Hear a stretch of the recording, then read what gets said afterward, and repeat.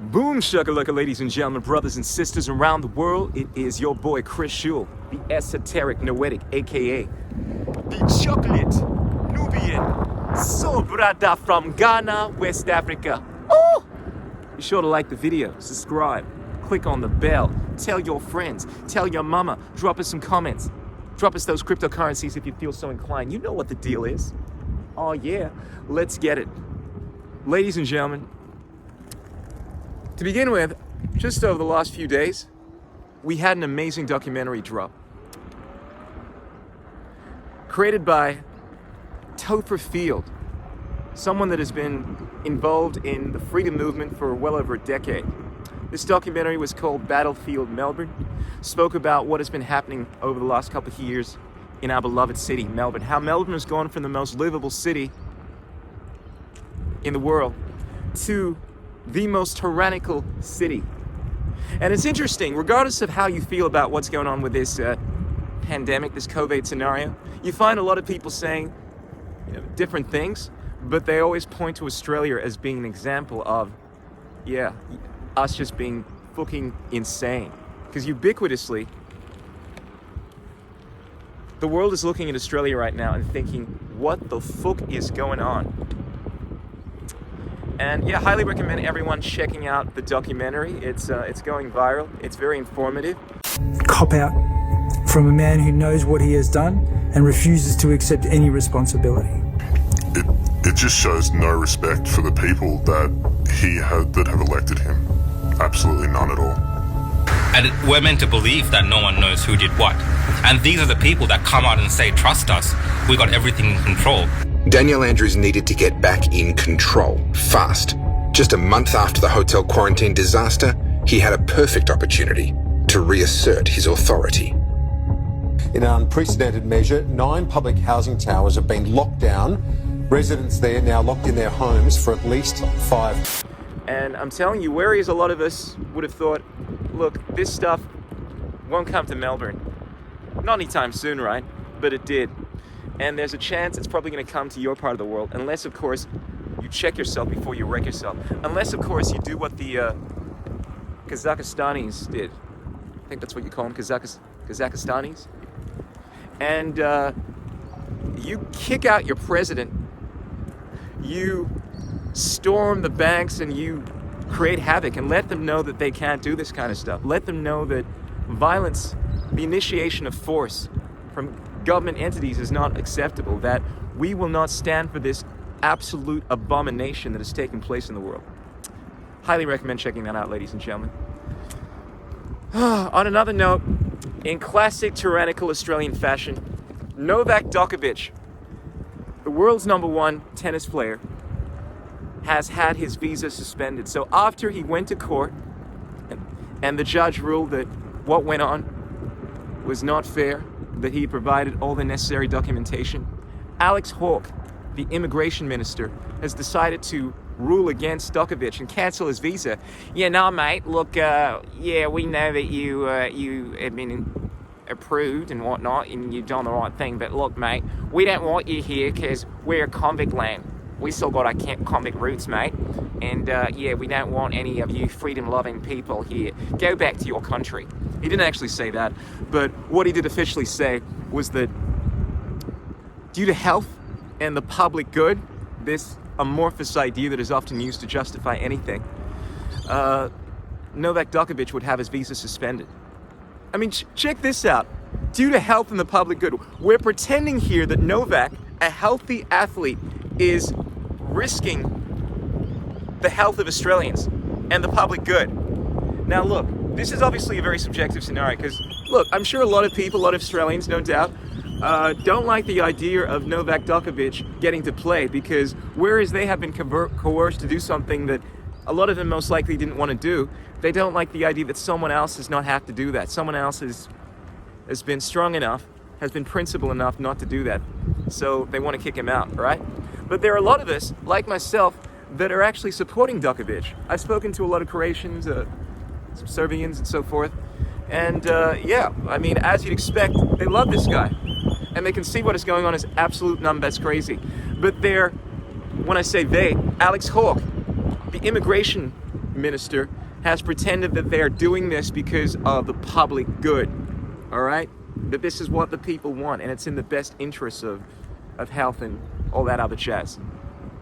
Now, look, I'm not going to get into the medical science about this, but in regards to Novak Djokovic being a risk to the health of other people, let's have a look at what some doctors have had to say about this very issue in regards to whether or not a healthy athlete that is asymptomatic, what's more, has natural immunity, mind you.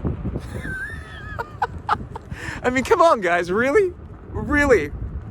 Just think about how things have changed so much just over the last few years. Natural immunity. No, mate, no, you got to get the jab.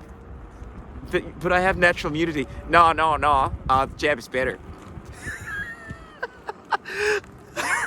All right, so anyway, have a listen to what some doctors had to say in regards to this issue. So there's no reason medically to say that he is in any way representing a lack of safety to the continent of Australia. It's a ridiculous thought at this point in time. He's not a problem. If you are somebody in your society and you took the vaccine, you should be concerned about yourself. Don't be concerned about Djokovic's immune status. It's a fundamental truth for those that are so embedded that they are immune basically to data and logic. When you ask me about poor Novak's, plight, he's stuck in a world and in a system where it's somehow been okay to leave the science behind. And it's just overwhelmingly influenced with what I call non-scientific objectives, either financial or political, and they're divorced from science. And unfortunately, he's paying the price, because I can imagine that when he made his argument to the court or to whatever panel gave him this supposed exemption, I'm sure there was a couple of sort of reasonable people on there, because they heard, oh, you're naturally immune. There's proof that you have been infected, that you're recovered. So here we have it, ladies and gentlemen. Djokovic turned down. And look, we all know what's going on. Australia is convict land. Australia has no respect for fairness. I mean, what's going on is absolutely fraudulent, and it's absolutely disgusting as well from every standard of moral philosophy. Of course, we're living in a world now where right and wrong is all about the will of the state. People don't really care about that, but this is where we are. This is where we are, ladies and gentlemen. What is going on right now is fucking insane. What some would call mass formation psychosis. And that's become a trigger word now. After the Joe Rogan Experience versus Robert Malone podcast and Peter McCullough podcast, that term has been trending, and it has been a point of much concern to the establishment. So much that Google, after this phrase started trending, decided to take this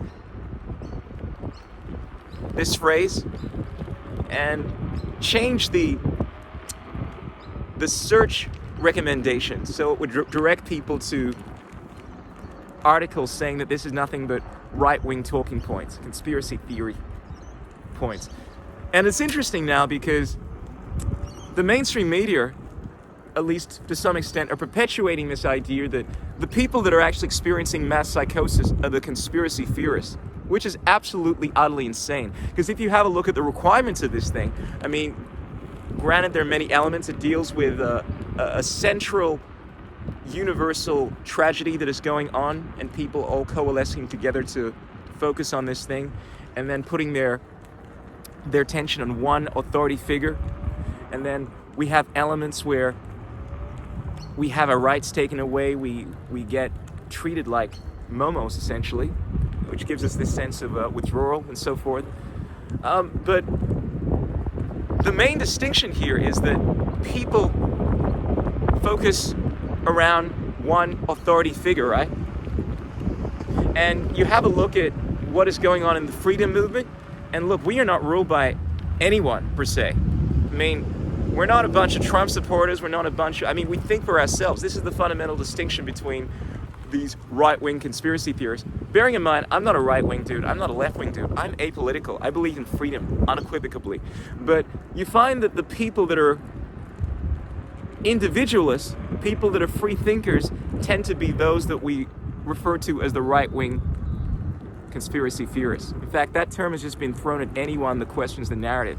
And these are the kind of people that are less likely to think in this group mentality, buy into this mass formation psychosis. Because the fundamental theme here, it's kind of like an Asch conformity scenario where the vast majority of people all coalesce into one way of thinking under the control of like one authority.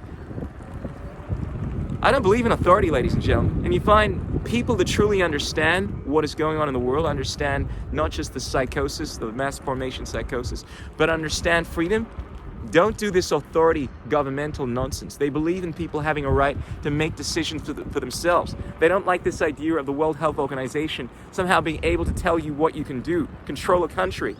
That's a left-wing idea. You see, the people that are into groupthink, the people that are buying into central authorities, not questioning the science, the establishment, that's the mainstream media. They're the leftists. So if anything, ladies and gentlemen, the least mass formation psychosis oriented people are these right-wingers, bearing in mind once again that this is not about left and right, this is about freedom. But it's just funny how the mainstream media is trying to refer to anyone that is questioning the narrative now as being psychosis, when we all know that it is the left, the mainstream, that are not willing to look at things rationally, logically. And look, I don't care what you say. People say that there are two sides to this thing.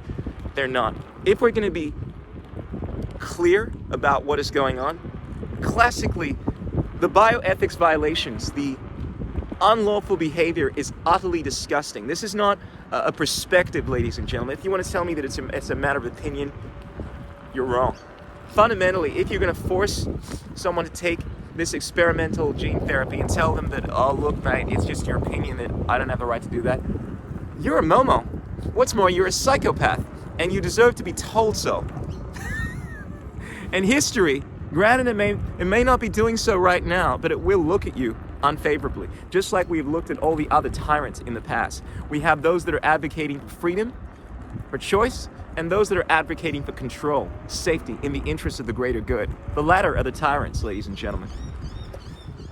This is fundamentally insane. Now, granted, you can look at the evidence and you can make your own assessments on who you think is telling the truth and so forth, but I think when the creator of this mRNA Pfizer and so forth are telling you what they're telling you, and you're like, I don't want to listen to that. Look, mate, it's just your opinion.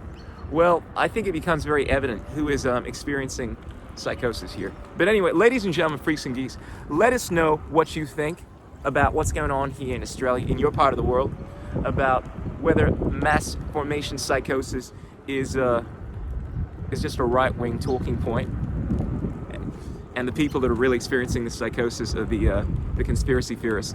Until next time, this is the esoteric noetic, the chocolate Nubian soul brother, the wisdomatic truth bomber, the disseminator of silliness. Oh! Stay tuned, ladies and gentlemen. It is going to be one hell of a ride. Oh! Until next time, Suri Namaskara, Namaste. Signing out for sure.